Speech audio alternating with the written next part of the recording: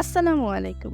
Welcome to my channel cooking with Sadia Sinthia. আজকে আমি আপনাদের জন্য নিয়ে এসেছি কাঁঠালের দানা ভর্তা। কথায় আছে কাঁঠালের আঠা লাগলে পরে ছোটে না, ঠিক তেমনই একটি রেসিপি যা একবার খেলে মুখে থেকে স্বাদ যেতেই যাবে না। সো দেরি না করে চলুন দেখে আসি প্রস্তুত প্রণালীটি।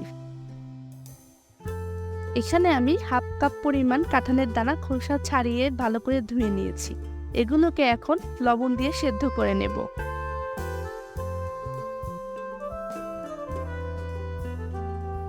সেদ্ধ হয়ে গেলে এখন একটি কড়াইতে দিয়ে দেব 5টি শুকনো মরিচ,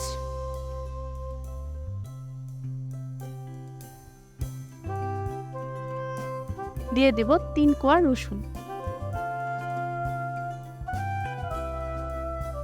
এখন এগুলোকে নেড়েচেড়ে লাল করে ভেজে নেব।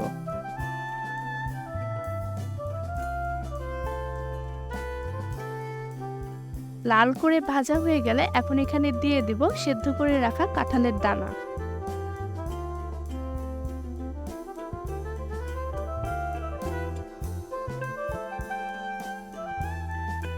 এগুলোকেও নেড়েচেড়ে লাল করে ভেজে নেব।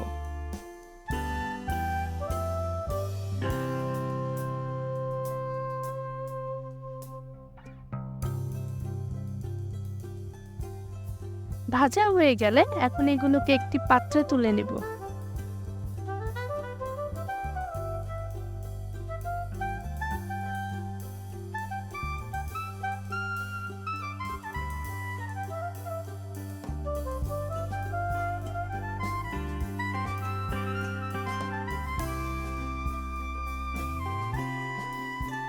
এখন এখানে স্বাদমতো লবণ দিয়ে পাটায় পিষে অথবা ব্লেন্ডারে ব্লেন্ড করলেই ব্যাস তৈরি হয়ে গেল আমাদের কাঁঠালের দানার ভর্তা। আমার ভিডিওটি যদি আপনাদের ভালো লেগে থাকে তাহলে অবশ্যই আমার ভিডিওটিতে একটি লাইক দিবেন এবং আমার চ্যানেলটিকে সাবস্ক্রাইব করে আমার পাশেই থাকবেন। ধন্যবাদ সবাইকে। আসসালামু আলাইকুম।